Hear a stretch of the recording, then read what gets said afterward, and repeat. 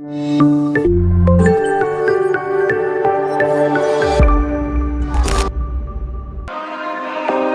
touch, we break, make it seem like we feel the same. We love what we hate. We lie, but we know we can't water what doesn't grow. Give up, let it go. Well, we fell apart just in time. You say at least it was worth the try.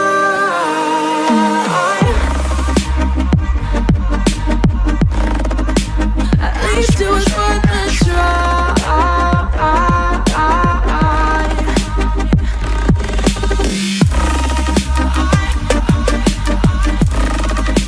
At least it was worth the try. At least it was worth the try. Assalamu alaikum and hello there.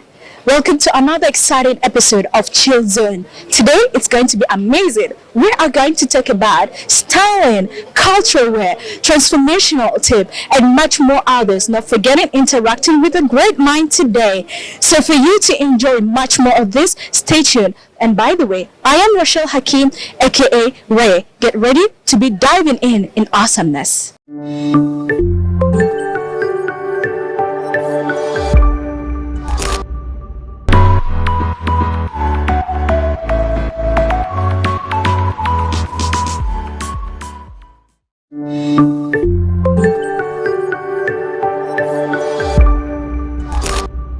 Welcome back once again, ladies and gentlemen, to Chill Zone on SSBC. I am Rochelle Hakim, aka Ray. And now, to the most interesting part of interacting with a great mind. Today with me, it's a great, brilliant young man. But before that, did you know that the world is now going digital? Yes, even yourself, you got to, because you can't be left behind. A click here, a click there, either you're in another country, or you are purchasing something, or you already knowing about something. So technology is making life interesting. For this young gentleman, he brought out all what he got for technology and involved himself through technology. With me, ladies and gentlemen, is a brilliant young South Sudanese, Mr. Tungani Tony. Hope I pronounced your name very well. Sure, you did.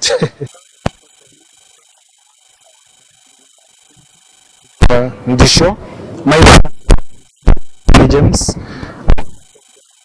I do software engineering, of which I'm based on app development and web development. At the same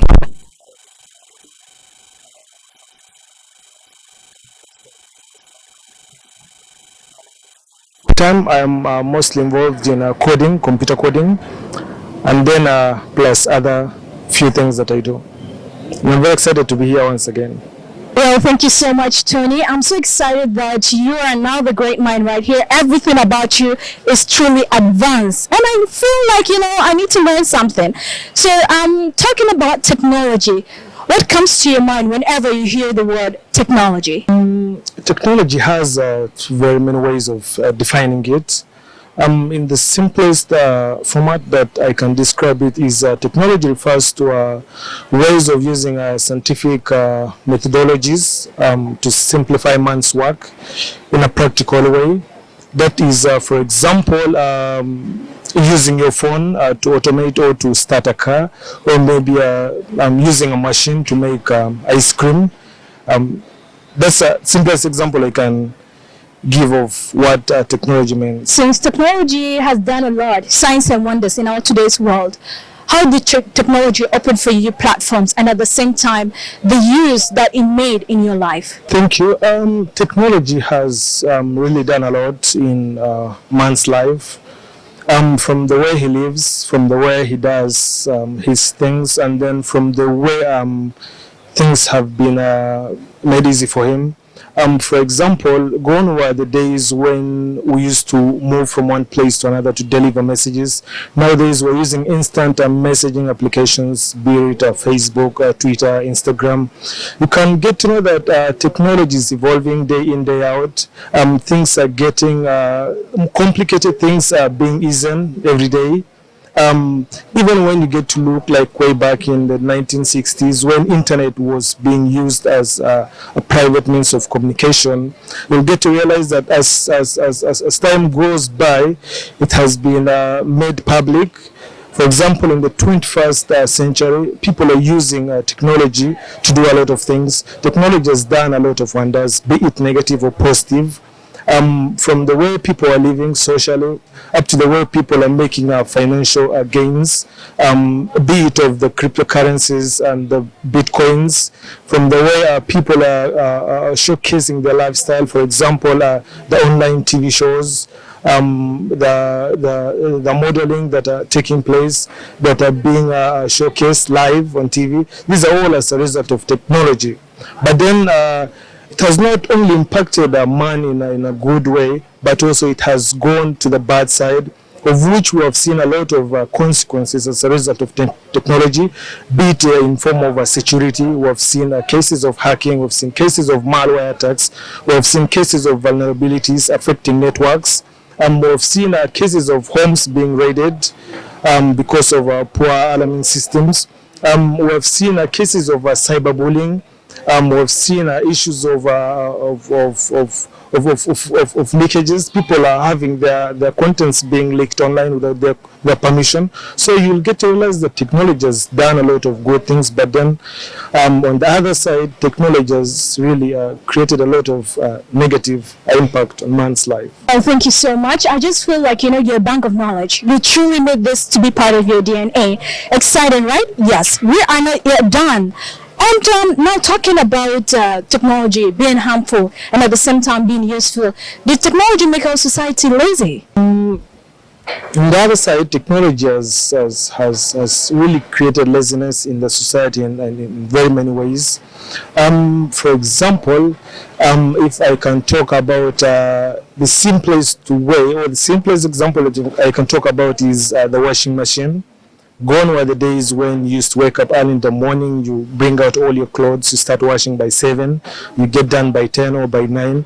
Nowadays, people have no time to wash. You see, for example, the ladies just go to the salon, you work on your nails, you come back home, you see that the pants or the jeans that are dirty, just drop them into the washing machine. You sit there, relax with a cup of coffee. It takes like 5 to 10 minutes, your clothes have already been washed. Just move them.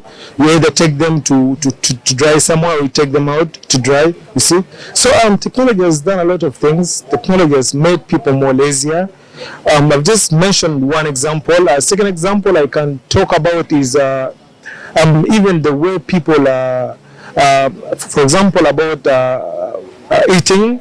Yeah, nowadays people no longer, gone were the days when you used to sit down and put firewood to cook. Yeah, nowadays people are using microwave. See, so you just throw in your things, just sit down, just wait, food is ready, you eat. Yeah, so technology has really created a lot of laziness in people. Yeah, that's what I can say. Well, you spoke it well. Now, it seems like we're big going on to the ethical part, but most of the time, whenever I go onto my social media platform, seeing what other people are posting and all of that, sometimes it's a good or a bad thing. So, to your own opinion, do you see that people are using technology, especially going onto the social media handles, the rightful way? And if not, or yes, what do you think an additional thing or concept should people make first in their mind before using the platforms? Okay. I've just talked about the internet way back from when it was invented in the 1960s up to the 21st century that we are living in. You'll get to realize that we are in a generation that is more exposed to internet as compared to the years back before. Nowadays, those kids that are born in the 2000s, 2005, most of them are on internet. See? But then when you get to look at most of the social media platforms, others are having like age limits.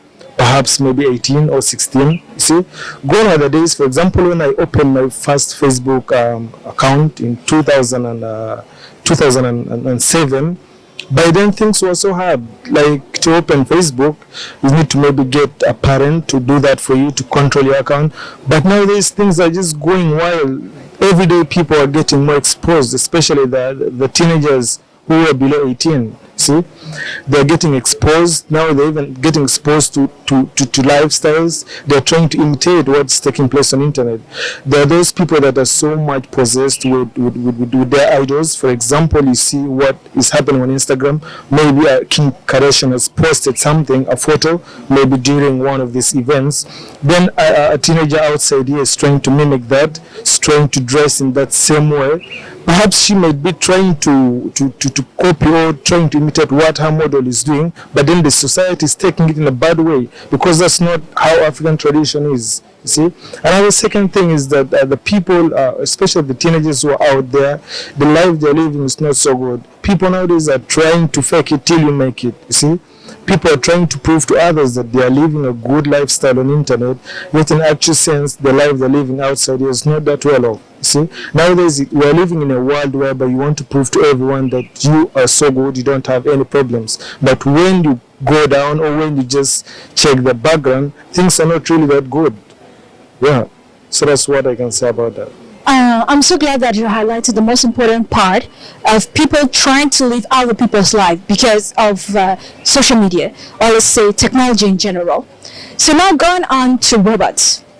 I know this is like every IT enthusiast will be like, oh my gosh, yes, that's it. So do you think that in the nearest future, robots will be replacing us, or robots will be doing us more aid than as human beings? Yeah, that is a sure tick that I can give there. You see, these technological advancements, day in, day out, new things are being invented, new ideas are being regenerated, you see. Going over those days when, for example, in a factory, there are thousands of workers. Even there is that, people have that hope that in the near future, or in 10 years or 5 years to come, robots are going to replace the workers in the industry. Nowadays, very many CEOs of these industries are looking for ways of producing their commodities the fastest way possible, and then they're trying to cut on off on the expenses. You see, for example, if you're employing 100 people and you're paying each person like $100, you can use that money to buy maybe a robot to do for you that work. You can even just close the factory, you go home, the robot is doing the work 24/7. So there is that fear that in the near future, robots are going to replace most of the work. It's not even in the near future, but then when you look at other countries like China, they've already started implementing it. When you go to the US, there's a place called the Silicon Valley. That's where most of these Fortune 100 companies are. The Google, the Facebook, the Apple, most of them are there. But then when you get to look at what is happening there, it's like these guys in another world. Nowadays, there's a self-driven car that is using computer to work. You just need to order it and it takes it to where you are. It doesn't need a driver. And then, of course, to the owner, he's trying as much as possible to advance his career. But then to the person who's supposed to be employed, that is already it's like a negative impact to him, because he is going to lose his job. By the time a car is being self-driven, of course, the driver is not going to have that job. So what I can say is robots are going to do a lot, and there's that fear that in the near future, jobs are not going to be there. Well, thank you so much, and it's a real great pleasure to have all the wide knowledge concerning a brief information, but in depth, about everything that's gone on concerning technology. Now, as a country of South Sudan, I'm not sure if we do have innovators. So what do you think should be done in the nation so that we create out our own technologies, or creating out our own devices?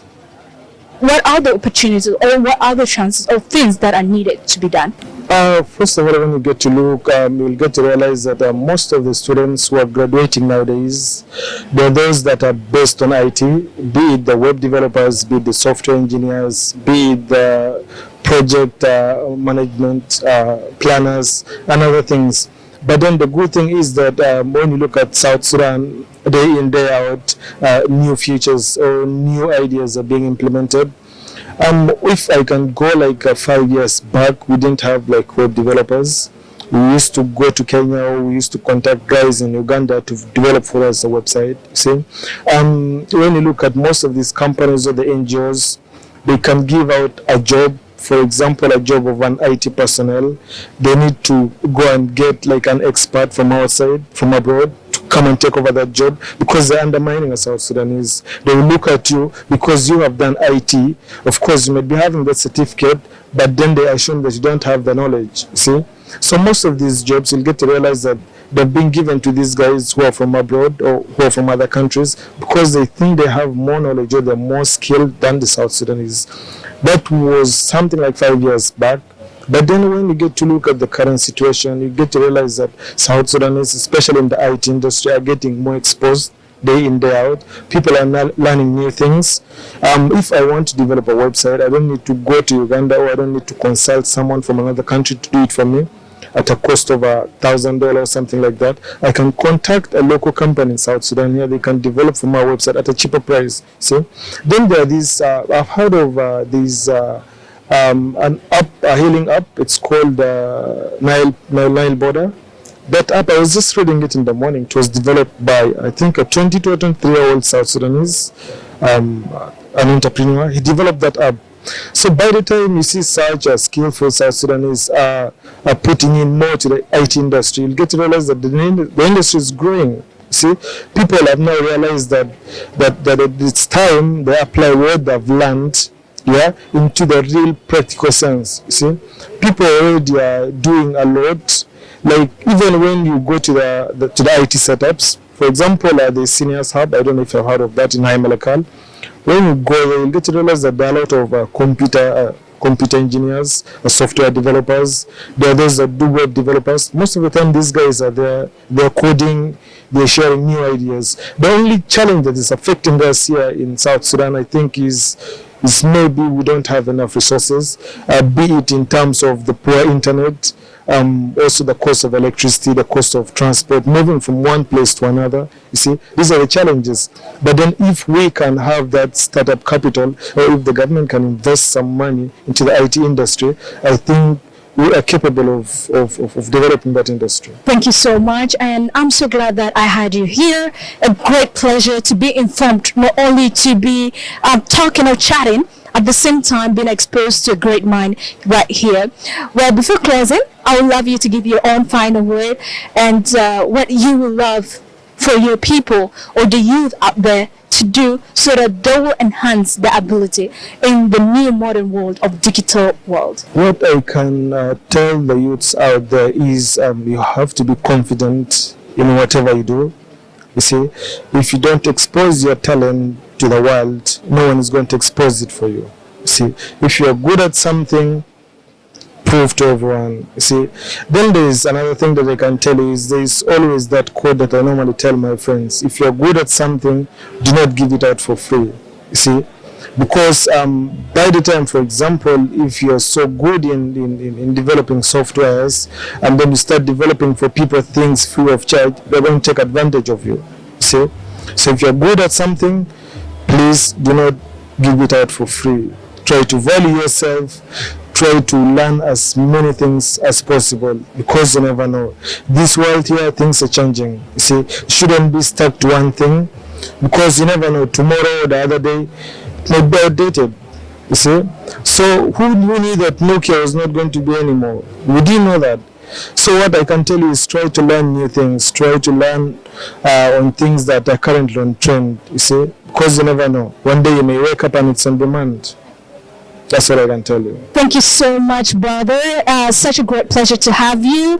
And hopefully, as we are alive, there are a lot of beautiful things that we'll be doing together. And congratulations to South Sudan for having mindful, talented youth right here. We got a lot to present, and it's just a matter of giving opportunity and time for the youth to overtake. Thank you once again. Well, ladies and gentlemen, that was a great talk right there with our lovely one right here, Mr. Tongani Tony. For more, stick around and chill.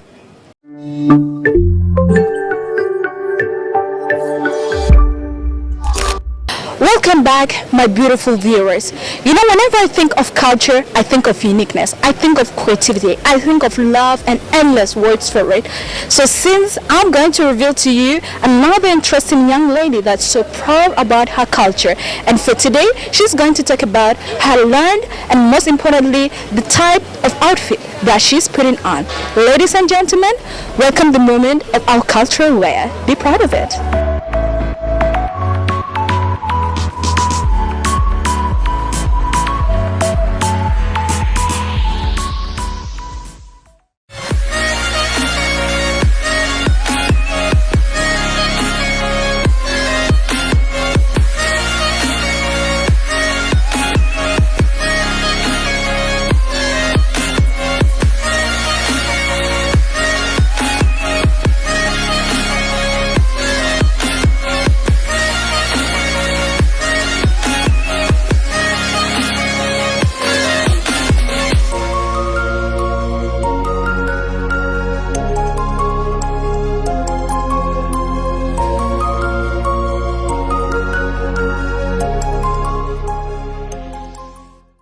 Ekada, my name is Ajok Alir Deng.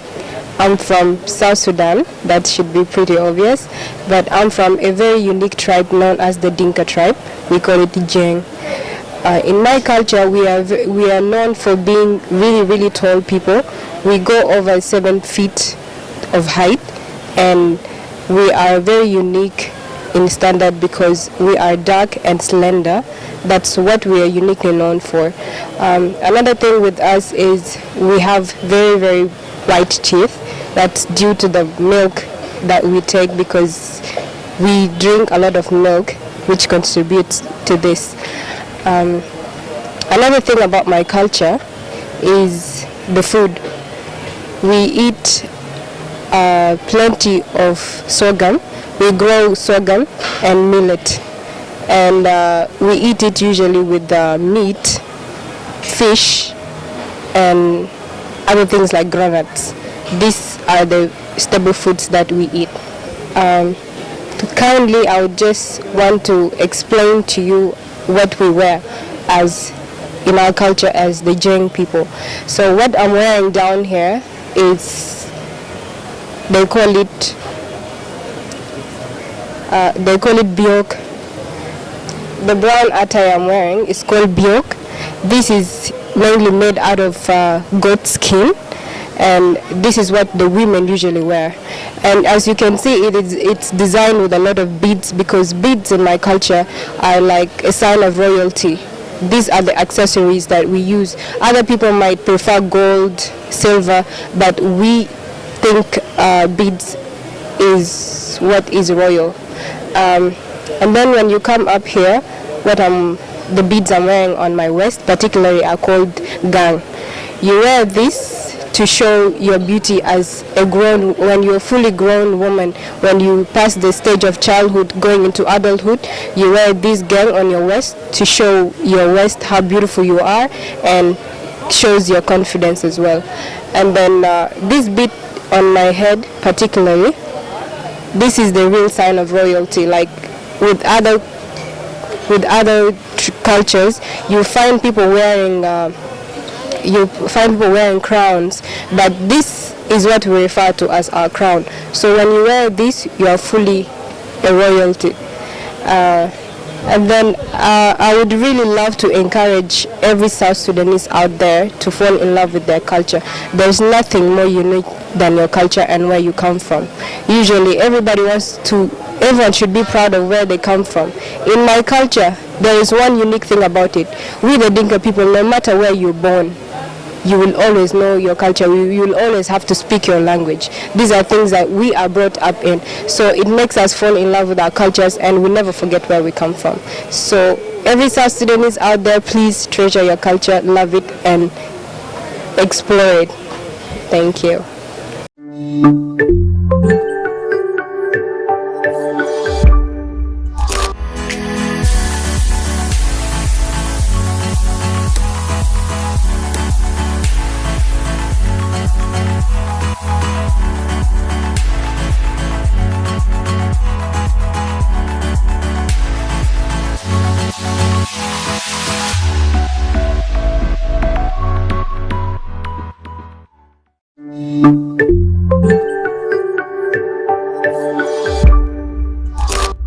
All right. So now, we spoke about a fashion killer. We spoke about a stylist, an award winner. He is already here, y'all, and he's going to make another great impact right here. I won't talk a lot, but I would love him to introduce his name. By the way, I'm so excited. I'm so happy to meet you on the show, to be my first male stylist, and it is a great pleasure and all. Welcome to Chill Zone SSBC. Okay. I would love to say my thanks to you, Rochella. And I'm by name DJ Silento. I'm a stylist. I'm a DJ by professional, as you guys see.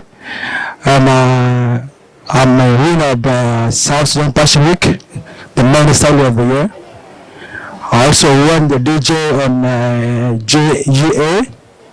And I'm also a designer. If you look like me, come to my boutique.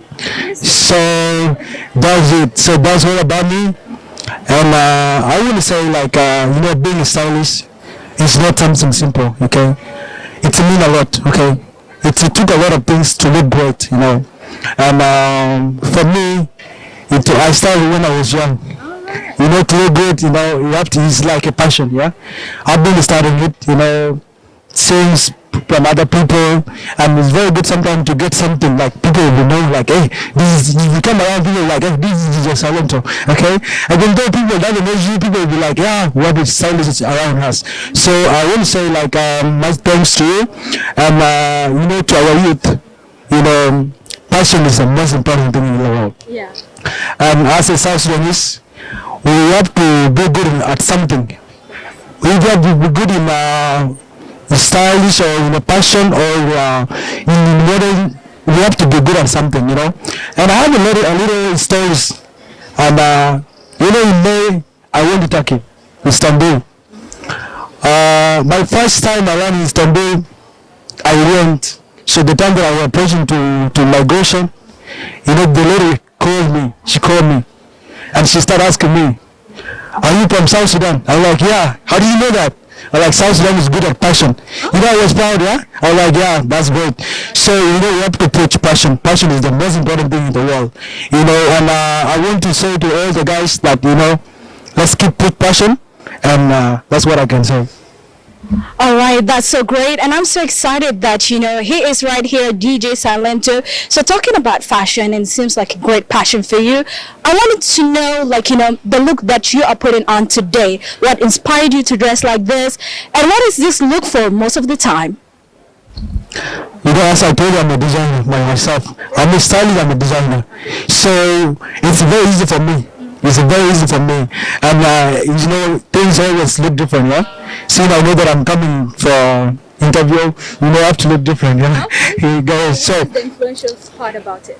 Actually, as you say it, yeah, I cannot say that I'm smart, but you can say it, yeah. Yeah, I can say I'm smart, So as you say. Dinner casual, what is it for? This is for dinner casual, of course. Okay. Yeah, you just come around and be like, yeah, you look good, Yeah, that's it, yeah. That's so awesome. Yeah.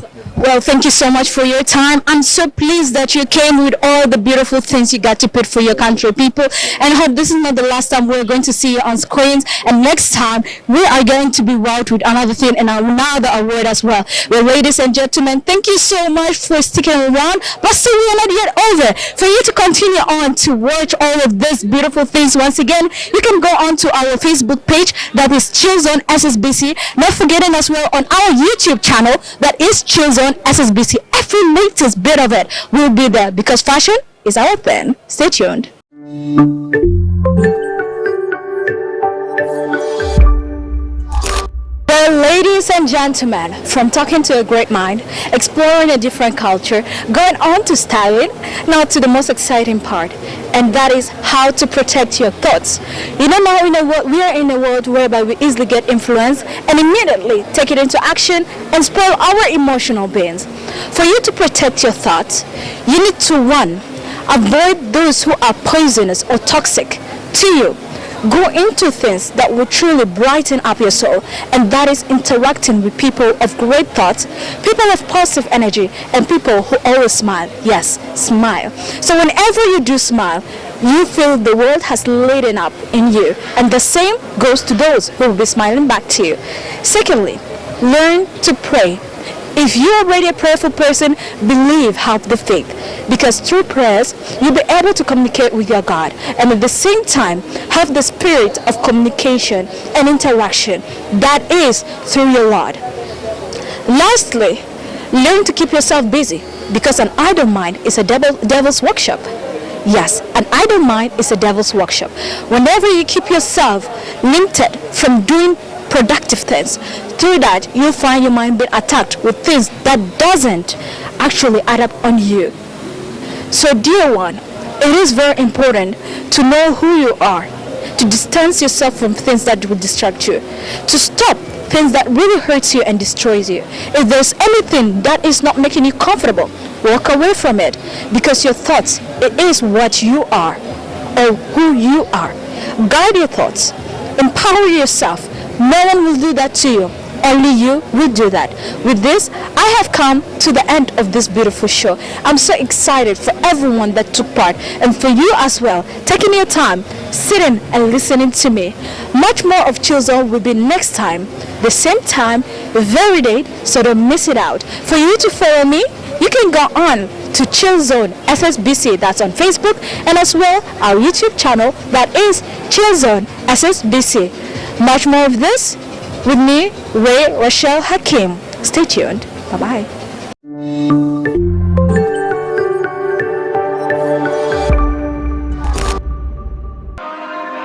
We touch, we break, make it seem like we feel the same. We love what we hate. We lie, but we know we can't water what doesn't grow. Give up, let it go. Well, we fell apart just in time. You say at least it was worth the try.